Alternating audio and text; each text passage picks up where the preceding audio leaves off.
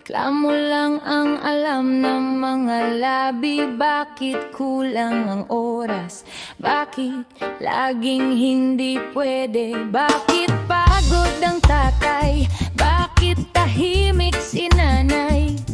Bakit tila may bagyong nakatira sa kanilang bahay? Hindi ko nakita noon ang mga numerong humahabol, mga bayaring parang alon na walang tigil, sa pagraga sa kuryente, tubig, renta, utang na may pangalan. Habang pinipilit nilang magmukhang payapa ang tahanan, akala ko noon tumatanda lang ang tao. Ngayon alam ko na may mga laban palang hindi nakikita sa larawan.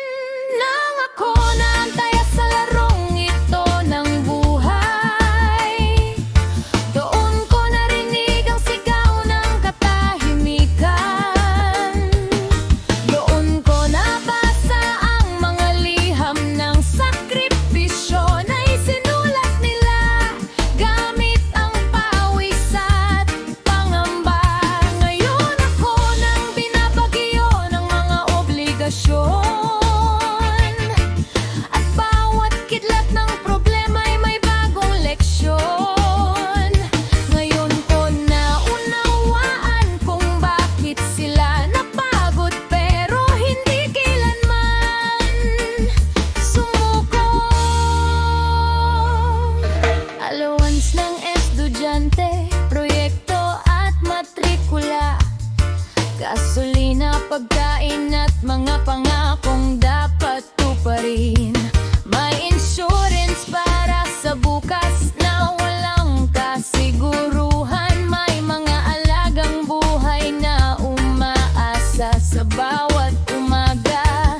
Iisan sapat ang sahod para mabuhay, pero kulang para mangarap. Minsan sapat ang lakas para lumakad, pero kulang para hindi mapagod.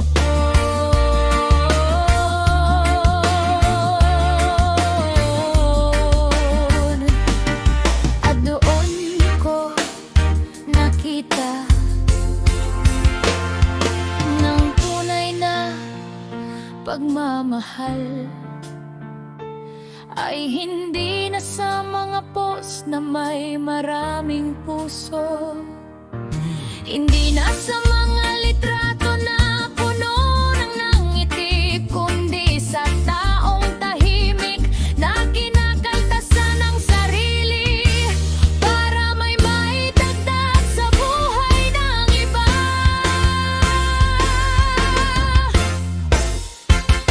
Ngayon ko nauna ang mga matang laging puyat, ang mga panalangin walang nakakarinig, ang mga takot na itinago nila sa likod ng tapang para hindi matutong mangamba. Ngayon ako naman ang sinusubok ng panahon. Ako naman ang kaharap ng mga lindol at bagyo.